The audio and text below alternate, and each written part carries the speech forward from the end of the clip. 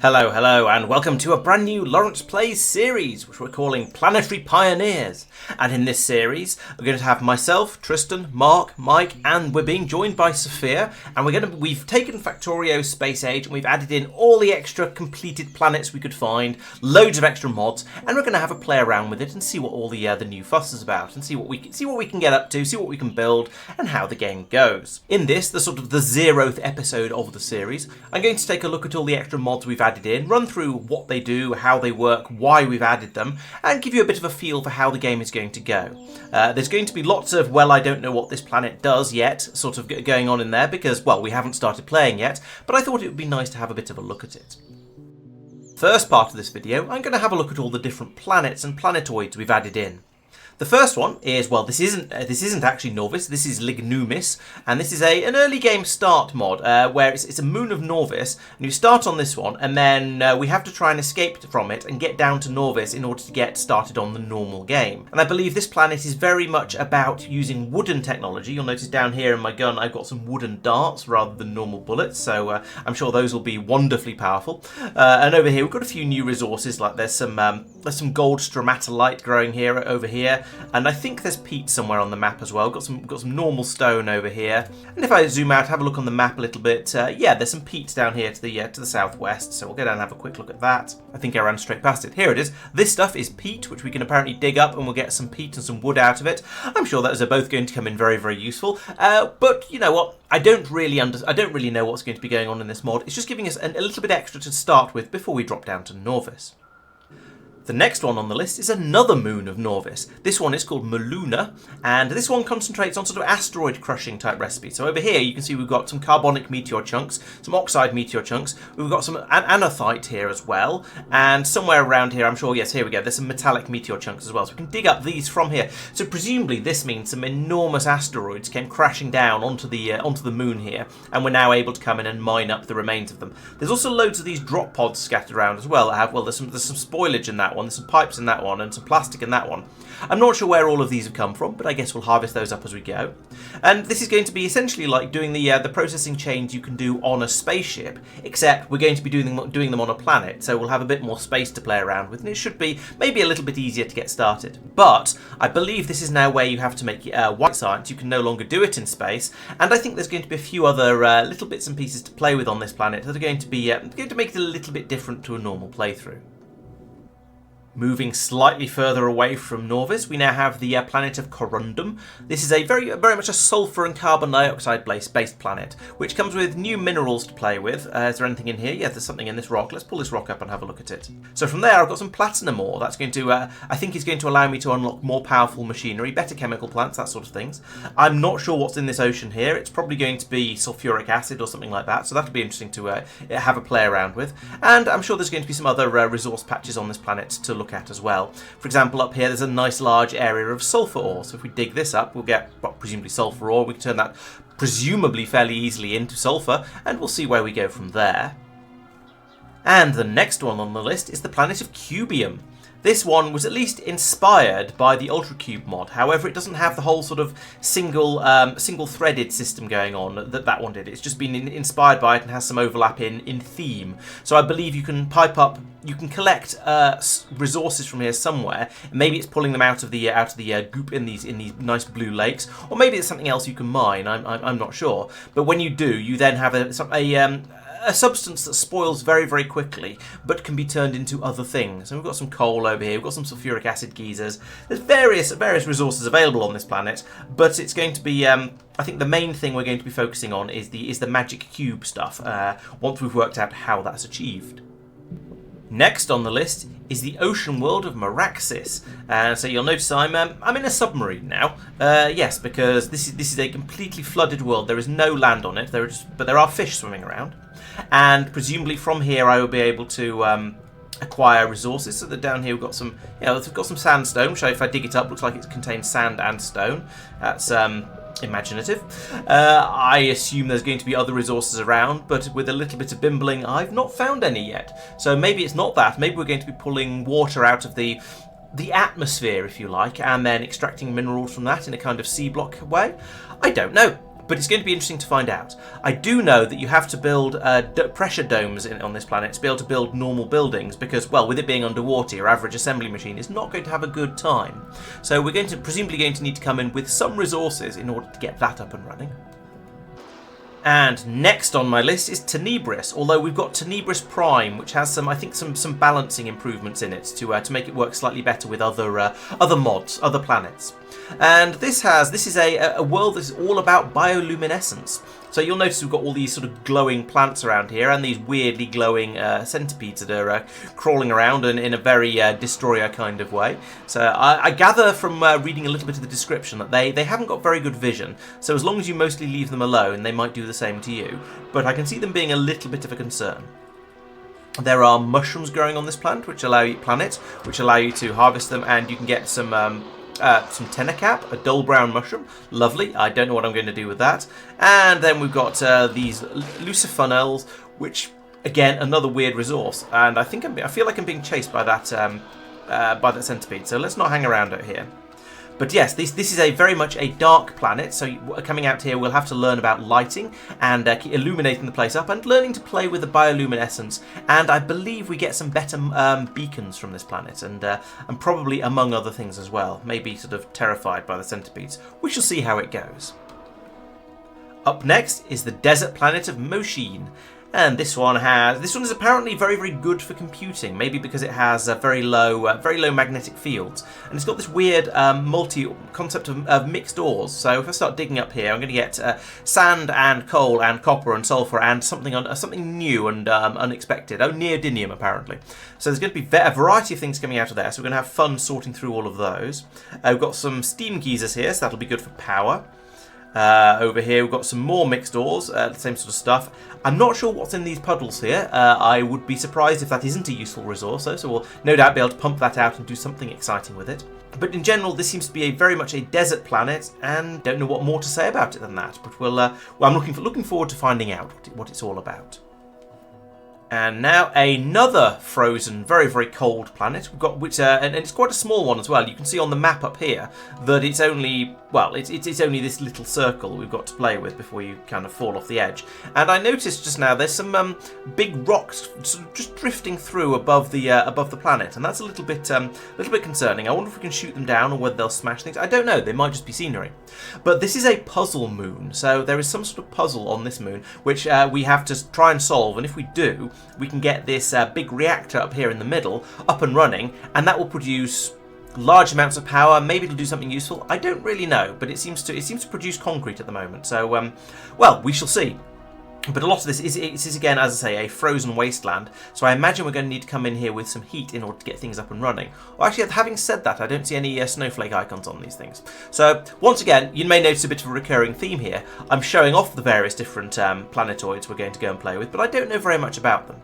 I do know that this one is in orbit over Fulgora, which you can see in the background there. I don't think I can fall off the edge and go down there and visit that planet though. Next on my list is Igrys, which is apparently a planet of magic, and also absolutely phenomenally large patches of stone, or patches of Igrys, of hard stone specifically. This is apparently 56 billion in this patch, in the area that I've uncovered so far, and it just seems to go on and on. And then down at the bottom here we have these rivers of, maybe these are liquid magic, maybe they're not, I don't really know. But they seem to be very, very, very much straight across the landscape. We've also got rocks that contain gemstones, so again, maybe that's going to allow me to do various magical things. And a ruin, okay. So there's yes, lots of interesting new stuff to find on this planet over here. Next up, we have Castra, another interesting looking planet. This one seems to be a little bit more combat focused than some of the others, and it's got these data collectors on them, which are producing, well, they're producing items gradually over time. Let's just change weapons so it stops happening. They're producing items, and which are then marked for deconstruction. So rather than mining resource patches or even mining scrap patches like you do on Fulgora, we've got all of these things that are just being produced by these data collectors and scattered on the floor. And I believe there is some kind of interesting pollution mechanic involving these things, where all these machines will carry on creating these items around them, which you can then harvest with bots, or perhaps by putting belts around them. And as you collect more and more stuff, or maybe as just as stuff happens on this planet, I don't know exactly, once again, it sort of starts to wake up an ancient enemy on this planet, which will then come out and try to find out what you're getting up to, and presumably won't be very impressed with it. One of the things I have heard about that this mod adds in is enemies that will do research. So they'll, rather than just evolving and getting slightly better perks over time in the way the Norvian enemies do, apparently these will do research and will gain various bonuses. So it'll be interesting to see what those are all about as well. We also have patches of millerite. I saw some hydrogen sulfide vents earlier, and so yeah, there's some yet again some more useful resources on this planet. Next on my list is Frozeta, which is apparently is a small frozen moon in orbit around a very large gas giant. And the idea behind it is that the gas giant attracts in sort of rogue, lost spaceship parts and things like that, and pulls them in, and gravity causes them to crash land on Frozeta. And so apparently there's some good mining on this planet for getting resources back out. I heard it described as a sort of cross between Aquilo and Fulgora, in that it's got the scrap of Fulgora and the frozen wastelandness of Aquilo. That said, from wandering around like this, I'm not seeing any scrap, but maybe there's some other way of finding it, and we're going to have to search for it from orbit or something like that. I don't know, but I'm looking forward to finding out.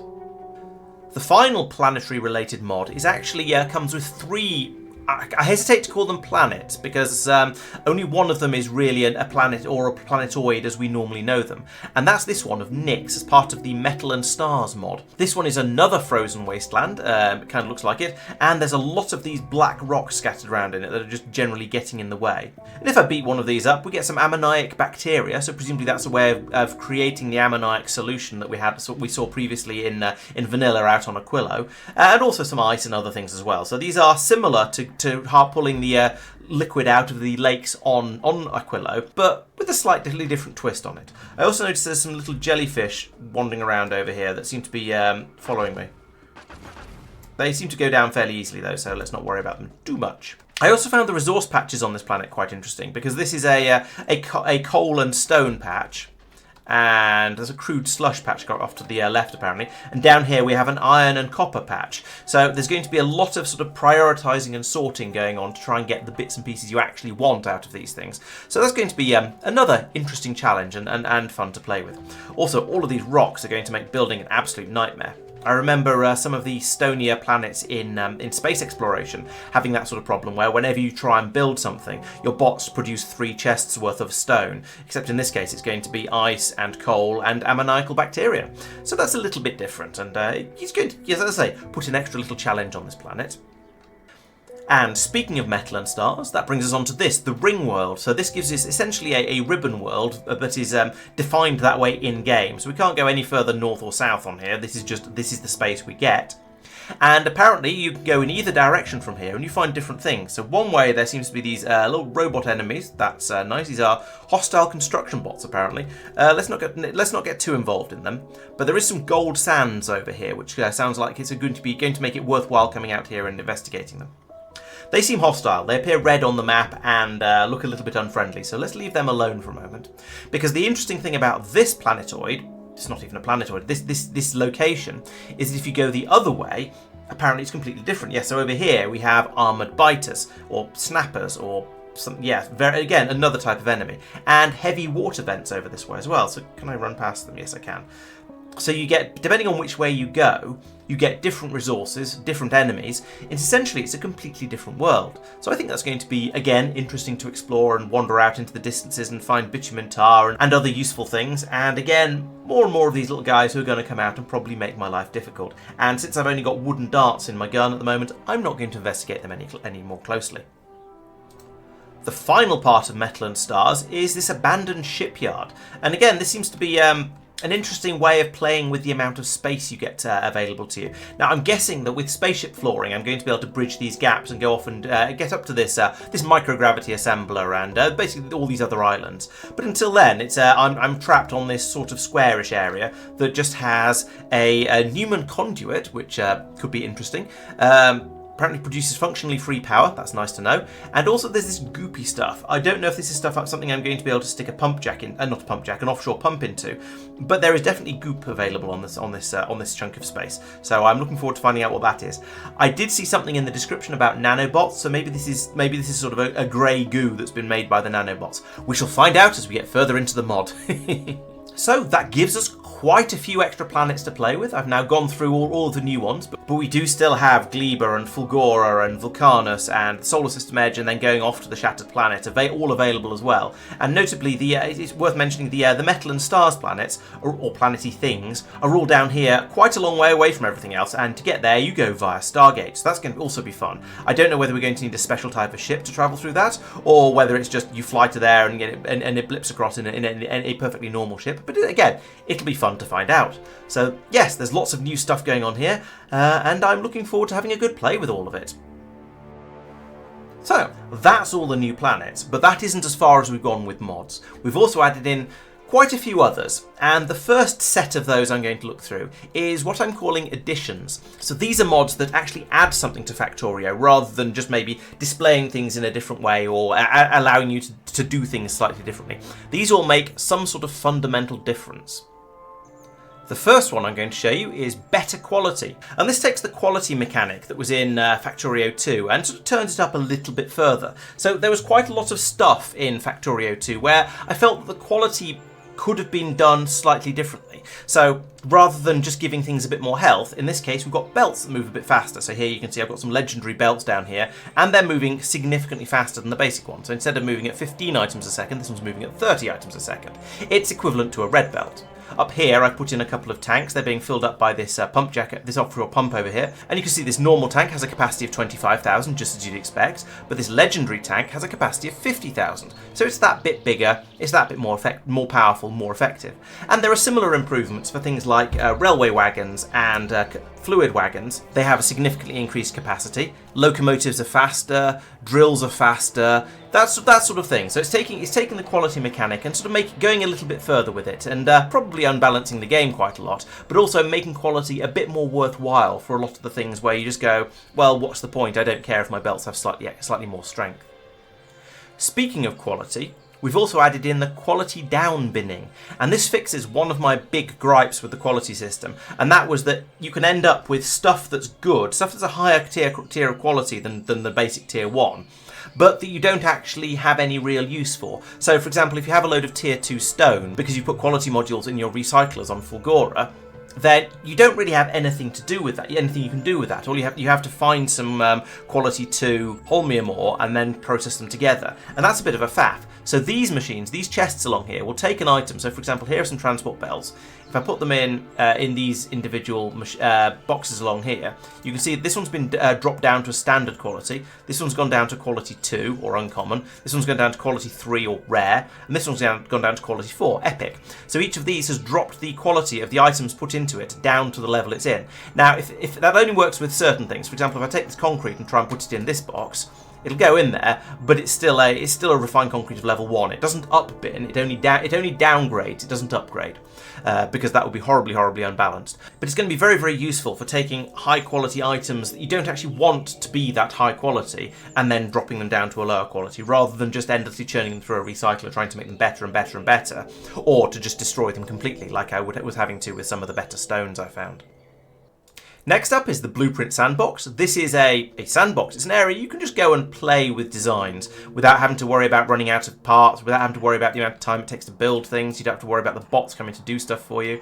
It's just much quicker and easier to build things than it would be in the real world, for want of a better description for it. So here we can just slap stuff down like this. You can put machines in, you can play with ratios, you can play with layouts, you can move things around much more easily, and it's a much nicer way of getting stuff built up and playing around with ideas than trying to do it in the real world. And we use this a lot in space exploration, so I'm very glad to have it back again now. Next on the list, we have even distribution, and this is a wonderful mod that I always miss when I don't have it, because it's so good for just loading turrets, loading other machines. Just generally, when you want to load lots and lots of separate machines, if you click and drag across them all, then it splits your inventory between all the different machines you've dragged across, rather than putting an entire stack into the first one and into the second one, and then running out and going, oh, I haven't got anything left for the third one. So this is so useful, so much better for loading turrets. The obvious use case for it, because it makes turret creep easier. But also it'll work with absolutely anything you might want to chuck in machines. It also comes with the extremely powerful feature where if you press Shift-C, it will dump anything it can from your inventory into any machine around you within reach that can accept those items. So it's a great way of when your inventory starts to fill up with miscellaneous junk, you can just go running along the bus, hammering Shift-C, and just empty your inventory into machines that will be able to hopefully do something useful with those things. Next up, we have the even pickier dollies. This allows you to move machines around after you've placed them. And similarly to the blueprint editor, this is fantastic for when you're just sort of idly playing around with things and trying to make a design that's reasonably compact, but also makes a certain amount of sense to you. It's also fantastically useful if you're trying to set up circuit systems, because you can spread your combinators around a bit and then come back and shuffle them around later and squeeze them in and make everything a bit neater and try and get everything to fit without breaking all of the connections between them. Now in Factorio 2.0 you can cut and paste things like combinators and they will keep their connections, but it's a lot easier just to nudge them around with the picker dollies, so I'm glad we've got that. It does mean you could do an incredibly easy turret creep, it occurs to me, by using a turret like a tank and just having it run towards some enemies. But I feel like that's cheating, and I'm going to discourage all of our players from doing things like that, because it seems against the spirit of the game, should we say? Similarly, speaking of overpowered mods, we have Far Reach installed, which allows you to interact with anything as long as it's within a screen's distance of you. So I can have a look in these tanks over here. I can open up this turret and take the ammunition out of it. That sort of thing. I have the power to deconstruct these belts or chop down these trees, even though they're miles away halfway across the screen. And yeah, it's slightly cheaty, especially if you use it to drop a turret down in the middle of a biter base or something like that. But I try not to use it like that, and I just use it because, well, it gets a bit annoying trying to run around your buildings, especially in early game when you get caught on stuff all the time. It's just a bit, yeah, it's nicer if you can just deal with things from a little bit further away. And later on in the game, you can do that with the roboports and the remote view, satellite view anyway. So I don't feel too bad about having it in there. It just makes things a little bit nicer. Next on the list is Fill for me, which means when you put a vehicle down, there we go, it automatically arms and fuels the vehicle. So if we have a look in here, you can see we've got some ammunition in there, we've got some fuel in there. Apparently you can burn lucifunnel, who knew? So now I can just hop in the vehicle and drive off. Lovely. Lucifunnel doesn't appear to be a particularly effective fuel. I'm going fairly slowly. But this brings me nicely onto another mod we've added in, which is the Vehicle Snap mod. This is one I always have when I'm playing this game, because it makes it so much easier. If you want to drive in an actual orthogonal direction, the car will snap to an extent to the direction you want to go. Now, you can set it up to choose how many different points you want to snap to. I believe we've got it set to 16, because that's a nice compromise between being able to easily drive northeast, southwest, but also having a certain amount of flexibility to be able to drive around wherever you want to. This makes it so much easier if you want to drive along your bus or through your factory, or just generally around the world. It's much, much easier if you don't have to worry about exactly where your car's pointing. Next up, we have the Crushing Industry mod, and this allows you to pulverize iron ore into, a little bit of iron ore and 1 to 2 crushed iron ore, but it gets you a 20% bonus. So we're getting a little bit more out than we're putting in. So essentially, it gives you a 20% productivity boost in exchange for putting in an extra stage of processing. As you can see down here, you can make the iron ore into crushed iron ore, and then you can make the crushed iron ore into iron plates or into iron, or you can melt it. Basically, all the things you could normally do with iron ore, you're also able to do with crushed iron ore, so it gets you that little bit of a bonus.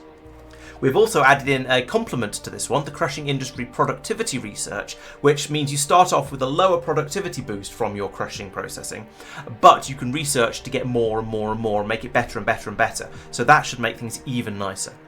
Now, if you're watching closely, you might have noticed that when I moused over here, it says that instead of saying an iron plate, it says hot iron plate. And that's because we've added in the Hot Metals mod, and this means when you start cooking your iron ore or whatever into metal plates, they come out hot straight out of the furnace, and then you have to wait for them to cool, and that uses the spoilage mechanic. So as you can see here, it takes 20 seconds, and it'll spoil into an iron plate. So essentially, you have to wait 20 seconds for it to cool. I suspect this isn't going to be an enormous problem for us because it's probably going to take 20 seconds for the plates to get wherever they want to go on the belts anyway, but it's going to add an extra little thing in there, and it seemed quite cool, quite realistic, and this is, I suppose, an anti-quality of life mod technically, but it seemed like fun, so we wanted to have it in there. We have added in LTN. This is the logistics train network. It basically allows your trains to be treated like bots, in that you can have a station that requests things, and you can have a station that provides things, and a train will go to the provider, pick up the stuff, and take it to the requester station. There's quite a lot more to it than that, but I've made a series of videos on it, so if you're curious, I'd recommend going and checking those out. But essentially, it allows you to treat your trains like bots, and you can do some clever stuff with them. One of the best things it's got that we don't have in vanilla Factorio, even in version 2, is round robining. So instead of the trains going to the nearest station that requires the thing they're offering, they will take it in turns and they will work their way around all of the stations. And that's quite nice because it means when you have a shortage of supply, you don't end up with one place getting all of the resource and other places getting starved. So it's quite nice from that point of view. We've also installed the LTN Manager, which gives you a cunning user interface that tells you what all of your trains are up to. We have early game nanobots installed, and so that means if I put down some ghost belts like that, then you can see I'm sort of placing them straight out of my inventory like that. There we go, and that's using this gun down here, the nano emitter.